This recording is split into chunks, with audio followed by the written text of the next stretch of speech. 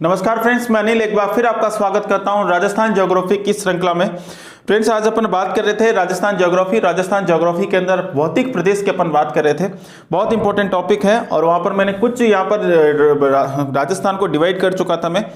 आज मैं आपको कुछ ऐसी चीज बताने जा रहा हूँ जो अपने भौतिक प्रदेश में बहुत ज्यादा अपने काम आने वाली है और वहां से क्वेश्चन पूछे जाते हैं। देखो बच्चे, अगर मैं बात करूं तो आज अपन बात कर रहे हैं थोड़ा सा हट, तो टॉपिक तो अपना भौतिक प्रदेश ही चल रहा है, लेकिन उसके अंदर मैं आपको एक चीज और बताने वाला हूं। और वो चीज क्या है, देखो यहां पर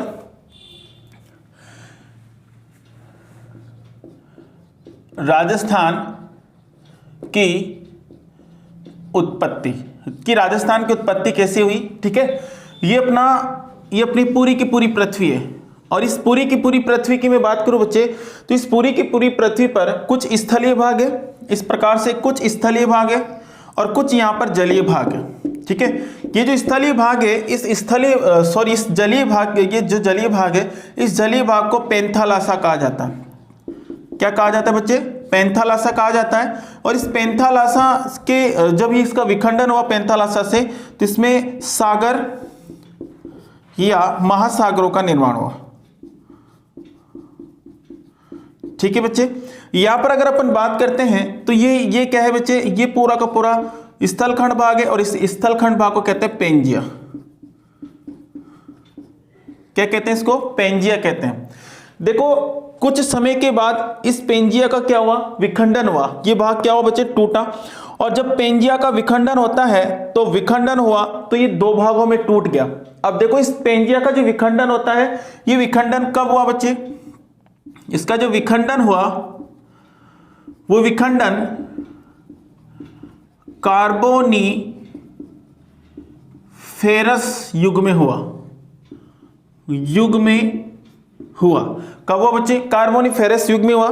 जब विखंडन हुआ तो ये टूटा, ये पूरा का पूरा स्थल भाग यहां से टूट गया और टूटकर ये दो भागों में बट गया। कितने भागों में बट गया बच्चे? दो भागों में ये बट गया। अब दो भागों में बटता है तो देखो, यहां से ये वाला भाग इस प्रकार से टूट जाता है, ये वाला भाग इस प्रकार से टूट जाता है। ये पेंजिया दो प्रकार से बट जाता है। ऊपर वाला भाग जो है इस प्रकार से निकल जाता है, आधा तो ऊपर निकल जाता है, आधा तो ऊपर की साइड इस प्रकार से निकल जाएगा और आधा इस प्रकार से निकल जाएगा। यानी कि ये वाला जो भाग है, इस वाले भाग की मैं बात करता हूं तो इस वाले भाग इस प्रकार से ये निकल गया। ठीक है, नीचे वाले भाग की मैं बात करता हूं तो नीचे वाला भाग इस प्रकार से ये निकल गया और नीचे वाले भाग में इस प्रकार से ये नीचे वाला भाग है। यानी कि ये पेंजिया जो है, ये पेंजिया दो भागों में बट गया। क्या मैं इस पेंजिया को बोल सकता हूं क्या उत्तरी पेंजिया, और इसको मैं क्या बोल सकता हूं? दक्षिणी पेंजिया। सही है ना? देखो मेरे प्यारे बच्चा, जब ये टूटा, इसका विखंडन हुआ तो दो भागों में बटा। और विखंडन कब हुआ? कार्बोनिफेरस युग में हुआ। कब हुआ बच्चे? कार्बोनिफेरस युग में हुआ। यानी कि जब इसका विखंडन होता है तो ये कितने भागों में बढ़ जाता है? दो भागों में बढ़ जाता है। कितने भागों में? दो भागों में बढ़ जाता है। और पहला जो इसका भाग होता है, उसका भाग होता है उत्तरी पेंजिया। इस उत्तरी पेंजिया की बात करें तो इस उत्तरी पेंजिया को कहा जाता है, इसको लोरेंसिया भी कहा जाता है। इसको लोरेंसिया भी कहा जाता है। क्या कहा जाता है? इसको लोरेंसिया भी कहा जाता है। मेरे प्यारे बच्चा, इसको लोरेंसिया भी कहा जाता है और इसको क्या कहा जाता है? अंगारा लैंड भी कहा जाता है। क्या कहा जाता है? अंगारा लैंड भी इसी को ही कहा जाता है। तो यानी कि उत्तरी पेंजिया कह दो, लोरेंसिया कह दो, या फिर इसी को क्या कह दो? अंगारा लैंड कह दो। ये जो नीचे वाला भाग है, इस नीचे वाले भाग को गोंडवाना लैंड कहा जाता है। क्या कहा जाता है इसको? गोंडवाना लैंड। ठीक है बच्चे, तो नीचे वाला जो भाग है, इसका जो दूसरा भाग है बच्चे, इस दूसरे भाग को मैं ये लिख देता हूं। इसका जो दूसरा भाग है, इस दूसरे भाग को कहा जाता है गोंडवाना लैंड। ठीक है, जब ये टूटा, ये स्थल खंड भाग टूट गया तो ये जो स्थान है, ये स्थान खाली रह गया।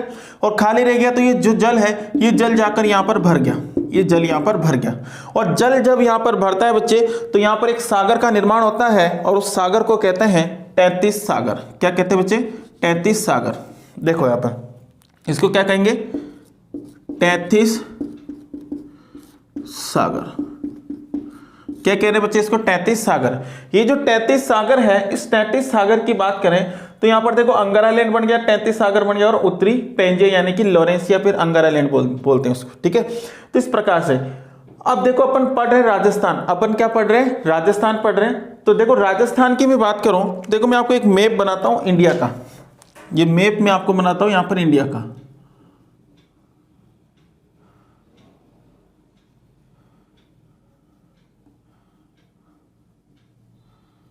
ये इंडिया का मैप है, ठीक है बच्चे। अब देखो यहां पर क्या हिमालय है, ये हिमालय, ये जो हिमालय है, इस हिमालय की जगह पहले 33 सागर हुआ करता था, 33 सागर, ये पूरा का पूरा ये 33 सागर है, ठीक है। यहां पर अगर मैं बात करूं तो अभी वर्तमान समय में क्या है? हिमालय। और अपना जो राजस्थान है, ये राजस्थान कौन सा है? इस प्रकार से अपना राजस्थान है, ठीक है। और ये नीचे का जो भाग है 33 सागर से नीचे का भाग गोंडवाना लैंड, यानी कि ये पूरा का पूरा क्या आता है? गोंडवाना लैंड में।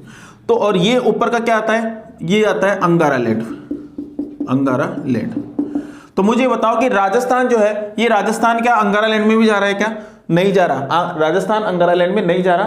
राजस्थान जो है गोंडवाना लैंड और 33 सागर के अंदर ही स्थित है। समझ में आ रहा है?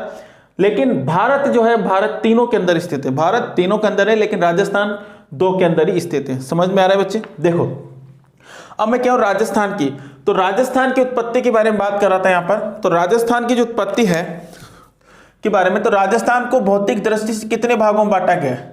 तो आप कहोगे कि सर 4 भागों में अभी भी अपन ने बांटा है, लास्ट क्लास में। देखो यहां पर तो पहला जो 4 भाग थे, तो 4 भाग जो है वो 4 भाग इस 33 सागर और गोंडवाना लैंड में स्थित होंगे, क्योंकि पूरा का पूरा राजस्थान 33 सागर और गोंडवाना लैंड में ही स्थित है। समझ में आ रहा है कि नहीं आ रहा? यानी कि मेरे प्यारे बच्चों, मैं ये जो गोंडवाना लैंड है इसको मैं किससे व्यक्त करूंगा? जी से, इंग्लिश के जी से, और 33 सागर को टी से व्यक्त करूंगा। समझ में आ रहा है कि नहीं आ रहा? यानी कि राजस्थान की जो उत्पत्ति हुई वो जीटी से हुई। किससे हुई बच्चे? जीटी से। जी का मतलब गोंडवाना लैंड और टी का मतलब 33 सागर। देखो गोंडवाना लैंड में 2 भौतिक प्रदेश बने राजस्थान के, कौन कौन से थे? एक तो मध्य अरावली, मध्य अरावली, और एक हाड़ौती प्रदेश। और 33 सागर में भी 2 बने, एक तो पूर्वी राजस्थान, ठीक है, और एक पश्चिमी मरुस्थलीय प्रदेश, पश्चिमी मरुस्थलीय प्रदेश, पूर्वी राजस्थान और पश्चिमी मरुस्थलीय प्रदेश। अब मैं आपसे कहूं कि मुझे बताओ कि पूर्वी राजस्थान किसका भाग है? 33 सागर का। पश्चिमी मरुस्थलीय प्रदेश किसका भाग है? 33 सागर का। हाड़ौती प्रदेश किसका भाग है? गोंडवाना लैंड का। मध्य अरावली किसका भाग है? गोंडवाना लैंड का। मध्य अरावली किसका भाग है? गोंडवाना लैंड का। हाड़ौती प्रदेश किसका भाग है? गोंडवाना लैंड का। पूर्वी राजस्थान किसका भाग है? 33 सागर का। तो इस प्रकार से अपन ने देखा कि इस प्रकार से 33 सागर 2 भागों में बढ़ता है, अंगारा लैंड और पेंजिया 2 भागों में बढ़ता है, अंगारा लैंड और गोंडवाना लैंड। इसके बीच में 33 सागर का निर्माण होता है। 33 सागर की जगह अभी वर्तमान समय में हिमालय स्थित है, ठीक है। तो एक बार इसको आप उतार लीजिए सके से। अब अपन आज चलेंगे कल की जगह, कल की क्लास के पास। उतारो यहां तक।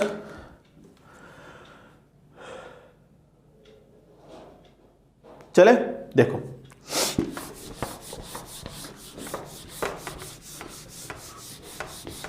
अब याद रखना, हाड़ौती प्रदेश किसका भाग है? गोंडवाना लैंड का। मध्य अरावली किसका भाग है? गोंडवाना लैंड का, ठीक है। पश्चिमी मरुस्थलीय प्रदेश 33 सागर, पूर्वी राजस्थान 33 सागर, ठीक है। देखो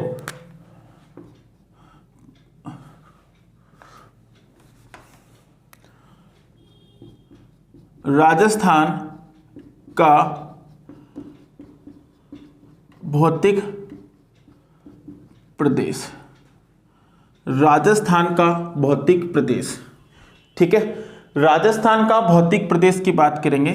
राजस्थान को भौतिक दृष्टि से 4 भागों में बांटा गया है, ठीक है बच्चे। कौन कौन से? पश्चिमी मरुस्थलीय प्रदेश, ठीक है। दूसरा मध्य अरावली, तीसरा पूर्वी राजस्थान और चौथा जो है हाड़ौती प्रदेश। पश्चिमी मरुस्थलीय प्रदेश की बात करें तो पश्चिमी मरुस्थलीय प्रदेश जो ये है, पहला भाग, दूसरा भाग और तीसरा भाग और ये चौथा भाग, 4 भागों में बांटा गया। अब देखो बच्चे, पश्चिमी मरुस्थलीय प्रदेश की बात करें तो पश्चिमी मरुस्थलीय प्रदेश किसका भाग है? अगर आपसे कोई पूछ ले कि भाई भाग किसका ये, तो अभी भी मैंने बताया आपको कि भाग किसका था, ये किसका भाग था? 33 सागर का, 33 सागर का, ठीक है। 33 सागर का जल कैसा होता था? खारा। और वर्तमान समय में अगर मैं बात करूं तो मरुस्थलीय क्षेत्र के अंदर जितनी भी नदियां हैं, जितनी भी झीलें हैं, सारी की सारी खारी झीलें हैं, ठीक है। और मध्य अरावली की बात करें तो मध्य अरावली किसका भाग है? भाग किसका है बच्चे? गोंडवाना लैंड का, ठीक है।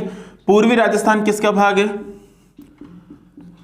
भाग किसका? ये पूर्वी राजस्थान 33 सागर का, ठीक है बच्चे। यहां पर अगर बात करें तो ये किसका भाग है? हाड़ौती प्रदेश, हाड़ौती प्रदेश है गोंडवाना लैंड का, ठीक है। अब देखते हैं, मैं आपको डिटेल से यहां पर नहीं, डिटेल से अपन एक एक चीज को पढ़ेंगे। अभी थोड़ा सा मैं ओवरव्यू कर देता हूं कि पूरे राजस्थान के भौतिक प्रदेश को थोड़ा सा मैं यहां पर आपको यहां पर बता देता हूं, ठीक है बच्चे। देखो, थोड़ा सा मैं आपको यहां पर बता देता हूं, चले। देखो, यहां पर अगर अपन बात करते हैं तो पश्चिमी मरुस्थलीय प्रदेश की बात करेंगे, यानी कि ये अपना क्या है? ये अपना क्या है? पूरा का पूरा राजस्थान है, ठीक है। अब इस राजस्थान की मैं बात करूं तो ये राजस्थान जो है, इस राजस्थान में सिर्फ और सिर्फ अपन मरुस्थलीय प्रदेश की ही बात करेंगे, ठीक है। मध्य अरावली की यहां पर बात करेंगे, पूर्वी राजस्थान और हाड़ौती प्रदेश। पश्चिमी मरुस्थलीय प्रदेश की मैं बात करूं तो पश्चिमी मरुस्थलीय जो प्रदेश है, इसके अंदर अपन बात करेंगे सिर्फ और सिर्फ इसकी अभितो, ठीक है। ये इधर ये अरावली आ गई, इधर ये पूर्वी राजस्थान आ गया, पूर्वी राजस्थान, हाड़ौती और ये मध्य अरावली और ये पूरा का पूरा मरुस्थलीय क्षेत्र, ठीक है। इस मरुस्थलीय क्षेत्र की मैं बात करूं तो ये मरुस्थलीय क्षेत्र है बच्चे। इस मरुस्थलीय क्षेत्र के अंदर अगर अपन बात करते हैं तो देखो यहाँ पर 0 सेंटीमीटर वर्षा, ये 50 सेंटीमीटर, ये 60 सेंटीमीटर, ये 80 सेंटीमीटर और ये 80 सेंटीमीटर से ज़्यादा, ठीक है। यहाँ पर प्लस प्लस। यहाँ पर अगर अपन बात करते हैं तो पूरा का पूरा मरुस्थलीय क्षेत्र। अब देखो, इस पूरे के पूरे मरुस्थलीय क्षेत्र को 2 समान भागों में बांटेंगे, और 2 समान भागों में इसलिए बांटे क्योंकि ताप आर्द्रता के आधार पर 0 सेंटीमीटर से लेकर 25 सेंटीमीटर, ये 25 सेंटीमीटर समवर्षा रेखा, इसको 2 भागों में बांटेंगे, ठीक है।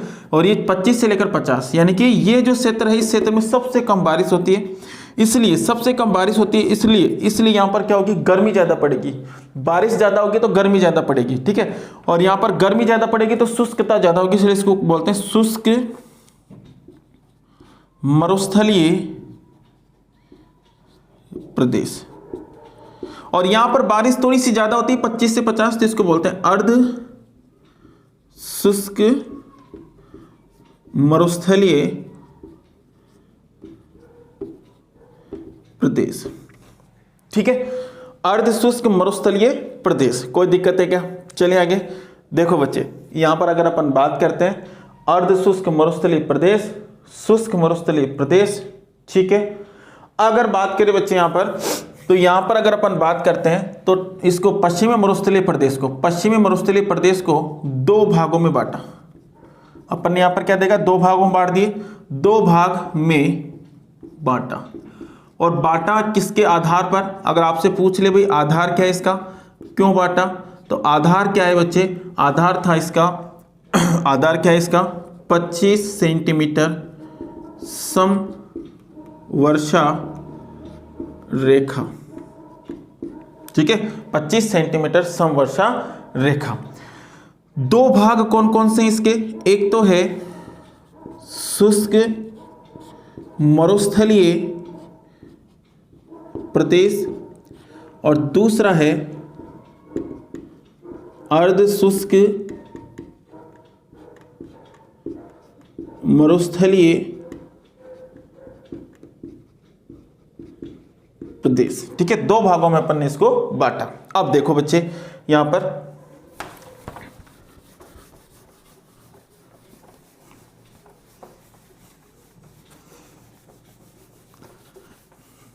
देखो, अब मैंने क्या किया कि शुष्क मरुस्थलीय प्रदेश और ये अर्ध शुष्क मरुस्थलीय प्रदेश, सिर्फ और सिर्फ मरुस्थलीय प्रदेश की बात कर रहा हूं तो सिर्फ मैं ये मरुस्थलीय प्रदेश का ही डायग्राम बना लेता हूं। ये पूरा का पूरा मरुस्थलीय क्षेत्र है, इसको मैंने दो भागों में बांटा था, 25 सेंटीमीटर वर्षा रेखा के आधार पर, 0 सेंटीमीटर और ये 50 सेंटीमीटर। ठीक है, अब मैं बात करूंगा सिर्फ इसकी, ये क्या है, शुष्क मरुस्थलीय प्रदेश, शुष्क मरुस्थलीय प्रदेश, मरुस्थलीय प्रदेश।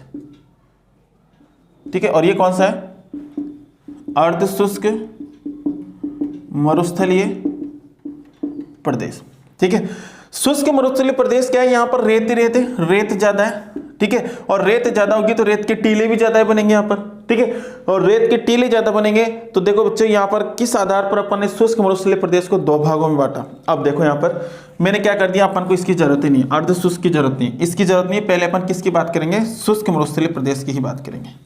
मैंने कहा कि यहाँ पर बारिश बिल्कुल कम होती है, बारिश कम होती है इसलिए यहाँ पर क्या है, रेत के टीले पाए जाते हैं। क्या पाए जाते हैं, रेत के टीले यहाँ पर पाए जाते हैं। ठीक है, अब देखो बच्चे ये क्षेत्र है शुष्क मरुस्थलीय प्रदेश, ये वाला क्षेत्र है शुष्क मरुस्थलीय प्रदेश, यहाँ पर रेत ही रेत पाई जा रही है।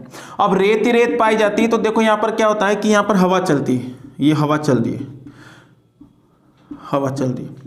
जब हवा यहां पर चलेगी तो हवा क्या करेगी, यहां से रेत के कणों को उठाएगी, हवा क्या करेगी, रेत के कणों को उठाएगी और रेत के कणों को उठाकर यहां पर उसका क्या करेगी, जमाव करेगी। क्या करेगी बच्चे, जमाव करेगी।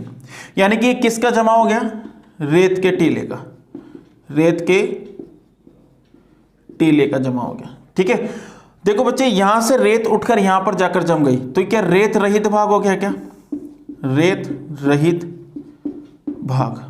आप कहोगे बिल्कुल सही है सर, ये रेत रहित भाग हो गया और ये क्या हो गया, रेत युक्त भाग हो गया। क्या, रेत युक्त भाग, रेत युक्त भाग, सही है ना। यहां पर रेत है, यहां पर रेत नहीं है क्योंकि यहां की रेत हवा यहां पर ले गई। इस क्रिया को जब हवा यहां से रेत को यहां पर ले गई तो उसे कहेंगे हवा की अपवहन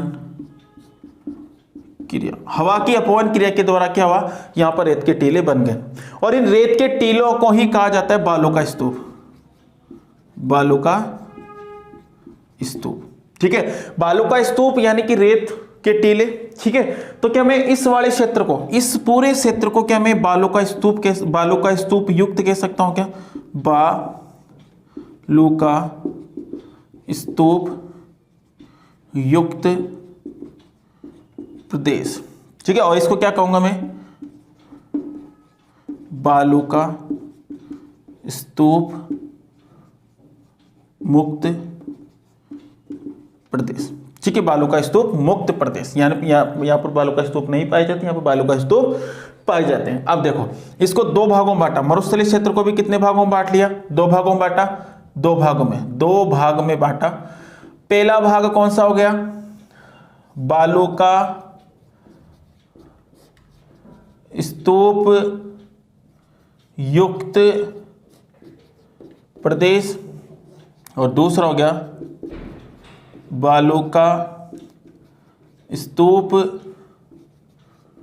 मुक्त प्रदेश। अब बात करते हैं अपन, देखो शुष्क मरुस्थलीय प्रदेश को भी दो भागों में बांट दिया। अब बात करेंगे अर्ध शुष्क की, तो ये अर्ध शुष्क की तरफ चलते हैं अपन, अब अर्ध शुष्क की तरफ चलते हैं, अर्ध शुष्क की तरफ चलते हैं।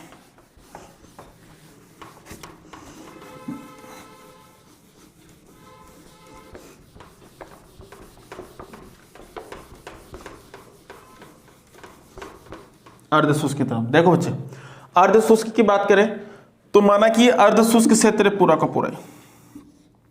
इस अर्ध शुष्क में यहां पर एक नदी बहती है, इस नदी का नाम है घग्गर नदी। ठीक है, इस नदी का कौन सा नाम है? घग्गर नदी। इसके जस्ट नीचे की मैं बात करूं, इसके जस्ट नीचे की मैं बात करूं तो इसके जस्ट नीचे यहां पर एक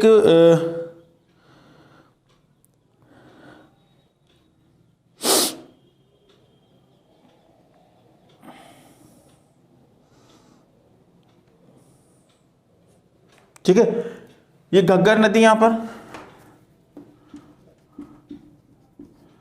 घग्गर नदी। इसके नीचे यहां पर शेखावाटी क्षेत्र है, शेखावाटी क्षेत्र। इसके नीचे यहां पर नागौर है, नागौर अजमेर, और यहां पर लूणी नदी बहती है। तो देखो बच्चे, ये घग्गर नदी, तो घग्गर नदी जहां जहां बहती है इसका जो बेसिन उसको कहेंगे घग्गर नदी बेसिन, या फिर इसको घग्गर नदी का मैदान भी कहते हैं। ठीक है, इसको शेखावाटी क्षेत्र, यानी कि इसका इस पूरे अर्ध शुष्क का पहला भाग क्या बन गया? घग्गर नदी बेसिन। दूसरा बन गया शेखावाटी प्रदेश, शेखावाटी, और दूसरा बन गया, तीसरा बन गया नागौरियन उच्च भूमि, और इससे कहेंगे लूणी बेसिन, लूणी बेसिन। ठीक है, यानी कि इस अर्ध शुष्क का कितने भाग हो गए? अर्ध शुष्क के कितने भाग हो गए? इस अर्ध शुष्क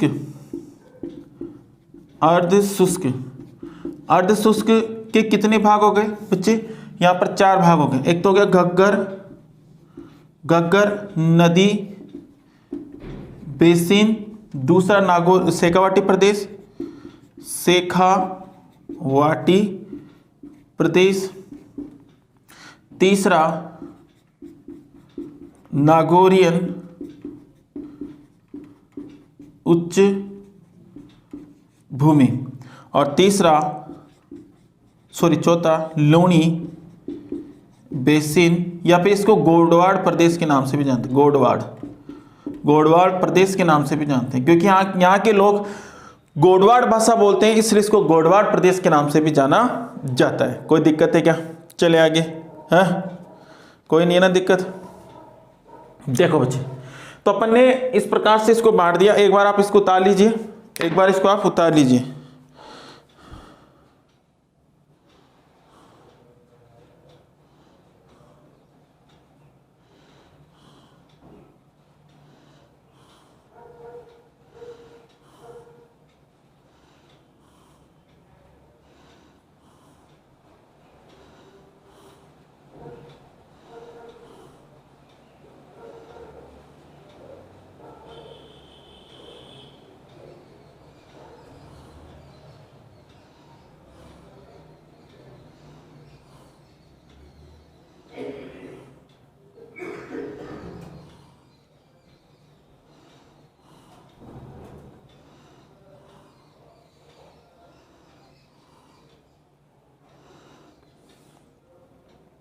चले, देखो बच्चे, देखो यहां तक उतार लिया। अब अपन बात करेंगे मध्य अरावली।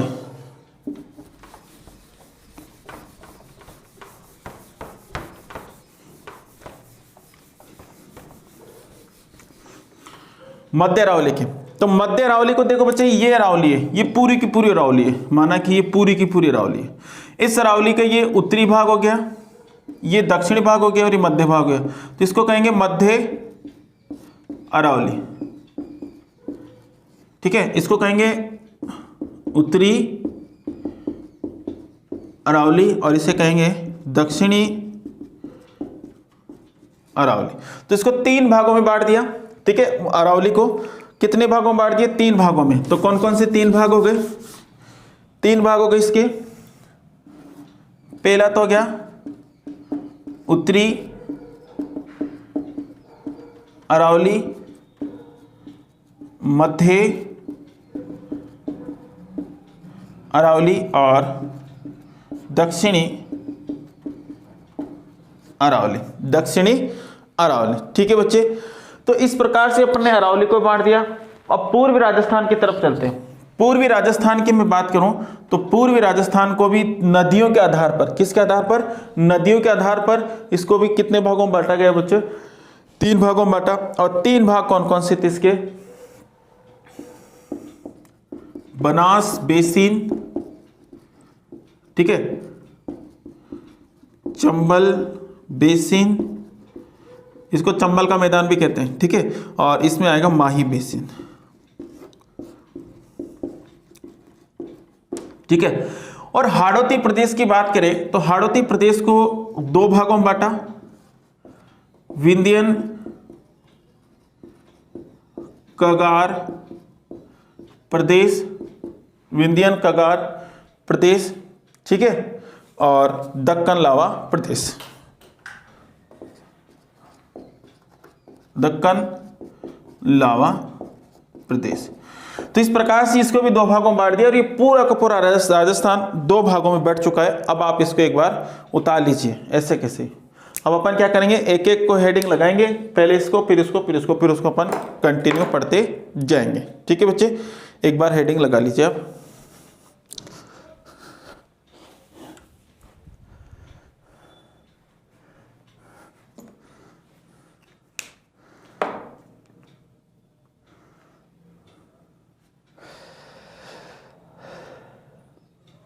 चले देखो, उतार लिया होगा आपने, स्क्रीनशॉट ले लीजिए, उतार लो, देखो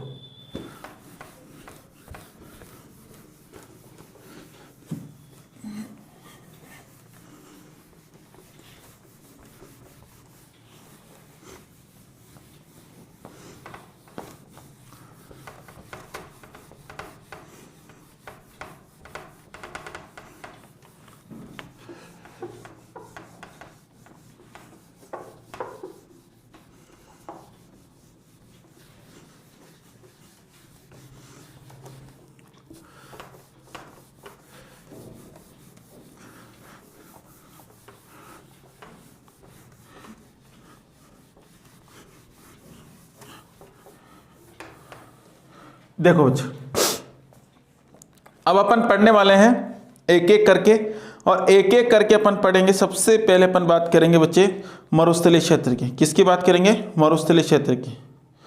सबसे पहले अपन मरुस्थलीय क्षेत्र की बात करेंगे, तो हेडिंग लगा लीजिए, पश्चिमी मरुस्थलीय क्षेत्र या फिर प्रदेश, ठीक है। तो इसके बारे में चर्चा अपन करने वाले हैं। देखो, पश्चिमी मरुस्थलीय प्रदेश की बात करें तो ये राजस्थान का सबसे बड़ा भौतिक प्रदेश है, राजस्थान का सबसे बड़ा भौतिक प्रदेश है। इस भौतिक प्रदेश की मैं बात करूं तो इस भौतिक प्रदेश के अंदर सबसे ज़्यादा जनसंख्या निवास करती है, सबसे ज़्यादा जनसंख्या भी यहाँ पर निवास करती है। चलिए आगे। तो सबसे बेसिक बात तो ये है कि यहाँ भौतिक प्रदेश राजस्थान का सबसे बड़ा भौतिक प्रदेश है, राजस्थान का सबसे बड़ा भौतिक प्रदेश है, ठीक है बच्चे। अब यहाँ की बात करें तो यहाँ पर सबसे ज़्यादा समस्या है मरुस्थल की। तो इसको सबसे पहले अपन बात करते हैं मरुस्थल की। मरुस्थल, ये मरुस्थल क्या है, ये मरुस्थल क्या है? तो देखो, अलग अलग विद्वानों ने इसकी अलग अलग डेफिनेशन बताई और अलग अलग लोग के द्वारा जो मत दिए गए उनके बारे में अपन चर्चा करेंगे। तो 1949 की बात है, एक व्यक्ति था, अबूरविले नामक व्यक्ति था। इस व्यक्ति ने कहा कि भूमि का ह्रास होने क्या कहलाता है, मरुस्थलीकरण। तो बच्चे इसके बारे में कहा कि 1949 में एक व्यक्ति था अबूरविले ने कहा कि भूमि का ह्रास होना ही मरुस्थलीकरण कहलाता है। एक व्यक्ति और था ड्रैगन, और ड्रैगन ने भी कहा मरुस्थल के बारे में, और ड्रैगन ने कहा कि भूमि के अंदर रासायनिक तत्वों की अगर कमी हो जाए तो उसे अपन क्या कहेंगे, मरुस्थल। देखो बच्चे, एक व्यक्ति था ड्रैगन, और ड्रैगन ने 1991 के अंदर, कब कहा बच्चे, 1991 के अंदर, 1991 में कहा कि भूमि के अंदर रासायनिक तत्वों की कमी होना ही, भूमि के अंदर रासायनिक तत्वों की कमी होना ही मरुस्थल कहलाता है। क्या कहलाता है, मरुस्थल कहलाता है। तो ये आपको दो चीजें, यानी कि अब अपन को पता चला कि मरुस्थल किसे कहते हैं। ठीक है, तो यहां तक आप नोटेट कीजिए, यहां तक आप नोट कीजिए। ठीक है, चलते हैं आगे।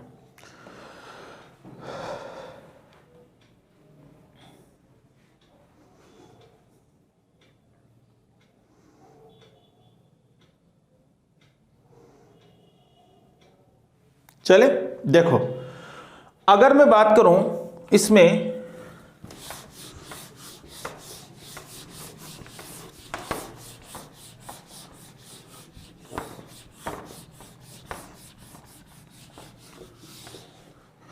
देखो बच्चे, अगर अपन बात करें इसके अंदर, तो ये पूछा जाता है कि इसका निर्माण कब हुआ। तो पश्चिमी मरुस्थलीय प्रदेश का जो निर्माण हुआ, ये कब हुआ बच्चे, देखो इसका निर्माण हुआ परमो कार्बोनिफेरस युग में, परमो कार्बोनिफेरस युग में इसका क्या हुआ, निर्माण हुआ। परमो कार्बोनिफेरस युग, परमो कार्बोनिफेरस युग में इसका क्या हुआ, निर्माण हुआ। ठीक है, अब ये जो मरुस्थल है, ये पूरा का पूरा जो मरुस्थल है, जिसको अपन थार का मरुस्थल कहते हैं, ये पूरा का पूरा मरुस्थल क्या कोई दूसरे मरुस्थल का भाग है क्या, तो देखो हाँ, दूसरे मरुस्थल का भाग है। तो किसका भाग है, इस मरुस्थल की बात करें तो भाग किसका, ये ग्रेट आर्कटिक पैलियो मरुस्थल का, ग्रेट आर्कटिक पैलियो मरुस्थल का भाग है। ये बहुत बड़ा एक मरुस्थलीय क्षेत्र है, उसका एक भाग है अपना थार का मरुस्थल। अब देखो अपन ध्यान करेंगे कि कौन सा इतना बड़ा मरुस्थल कौन सा था। तो देखो बच्चे, एक बार आप यहां तक उतार लीजिए, फिर उसके बाद में अपन आगे बढ़ते हैं। मिटा रहा हूं मैं इसको, चले देखो,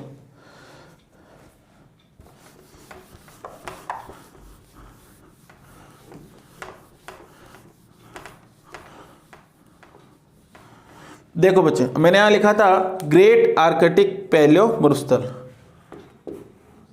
ग्रेट आर्कटिक पैलियो मरुस्थल। तो ग्रेट आर्कटिक पैलियो मरुस्थल क्या है, देखो बच्चे, यहां पर आपने देखा सहारा मरुस्थल, ये सहारा मरुस्थल, सहारा मरुस्थल कहां पर है, अफ्रीका में। ये जो सहारा मरुस्थल है वो इस प्रकार से यहां पर स्थित है, इस प्रकार से ये यहां पर अरब कंट्रीज स्थित है। ठीक है, इस प्रकार से, और इस प्रकार से ये अपना भारत है। ये क्या है बच्चे, अपना भारत है। ठीक है, यहां पर पाकिस्तान है और ये भारत है, और यहां पर अरब देश है। ठीक है, और ये अपना ये अफ्रीका है। ठीक है बच्चे, अब देखो सामने समझने वाली चीजें समझो आप। देखो यहां से अगर मैं बात करूं तो सहारा मरुस्थल से ये मरुस्थल था। इस मरुस्थल का अंदर, इस मरुस्थल का क्या होता है, प्रसार होता है, और प्रसार होता है तो हवा क्या करती है, इस मरुस्थल को आगे की तरफ प्रसारित करती है, यानी कि हवा की अपवहन क्रिया। अभी जो मैंने बताया कि हवा क्या करती है, इस मरुस्थल के रेत के कणों को एक स्थान से दूसरे स्थान पर ले जाकर छोड़ देती है। तो हवा क्या कर रही है, ये हवा इसके प्रसार को बढ़ा रही है, और हवा इसके प्रसार को बढ़ा रही है, तो इस प्रकार से इसका प्रसार बढ़ता जा रहा है, और बढ़ता बढ़ता एक समय कहाँ पहुँच जाता है, ये अरब देश में। कहाँ पहुँच गया बच्चे, अरब देश के अंदर पहुँच गया। और जब अरब देश में ये पहुँच जाता है, ये अरब देश में ये पहुँच गया, तो अरब देश में पहुंचते ही इसे कहेंगे, इस मरुस्थल का नाम चेंज हो जाएगा और इसे कहेंगे कबीरों का मरुस्थल। क्या कहेंगे इसको? कबीरों का मरुस्थल। इस प्रकार से आगे की तरफ ही जाता है।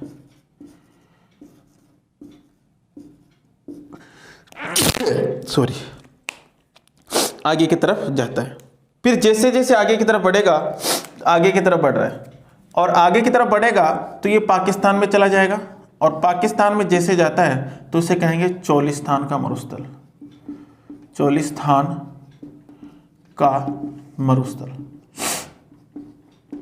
जैसे जैसे आगे की तरफ जाता है तो यह चला जाता है भारत के अंदर और भारत में इसको कहते हैं थार का मरुस्थल। ठीक है बच्चे, तो इस प्रकार से ये मरुस्थल का प्रसार बढ़ता जाता है और बढ़ता जाता है। तो इस संपूर्ण मरुस्थलीय क्षेत्र को, इस यहां से लेकर यहां तक, यहां से लेकर पूरा ये थार के मरुस्थल तक, इस संपूर्ण मरुस्थलीय क्षेत्र को कहा जाता है ग्रेट आर्कियो पैलियो मरुस्थल। तो कबीरों का मरुस्थल, सहारा मरुस्थल, चोलिस्तान का मरुस्थल और थार मरुस्थल सारे के सारे किसका भाग है दोस्तों? ग्रेट आर्कियो पैलियो मरुस्थल का भाग है। तो एक बार आप यहां तक नोटेट कीजिए, एक बार आप यहां तक उतारिए बच्चे।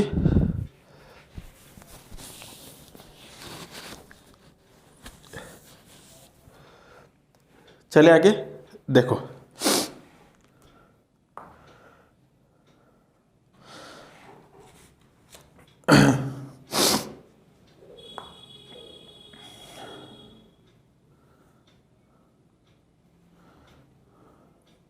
देखो मिटा रहा हूं मैं इसको।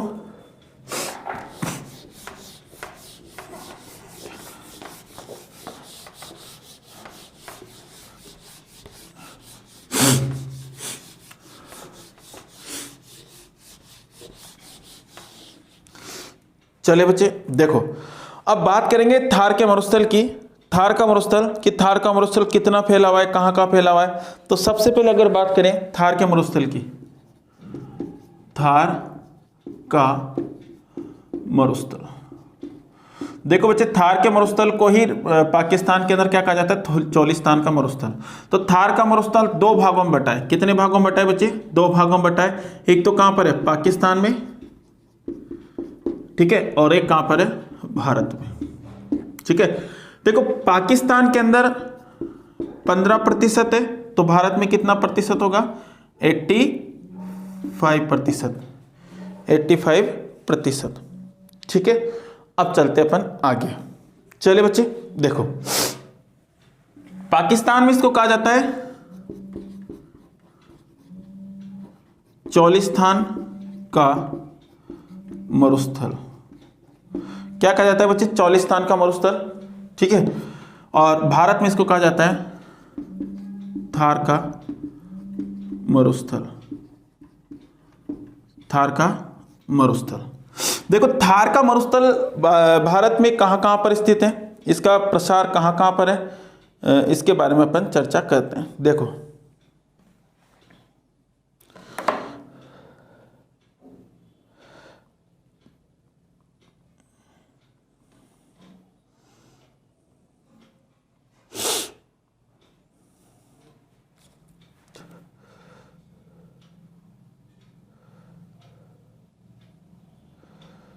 चलिए बच्चे देखो,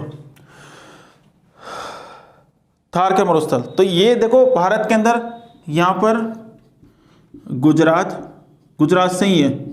गुजरात के बाद में राजस्थान के बाद में हरियाणा और फिर आता है बच्चे पंजाब। ठीक है, तो गुजरात, राजस्थान, हरियाणा और पंजाब के अंदर ये फैला हुआ है। ठीक है बच्चे, गुजरात के अंदर ये टोटल 13% फैला हुआ है।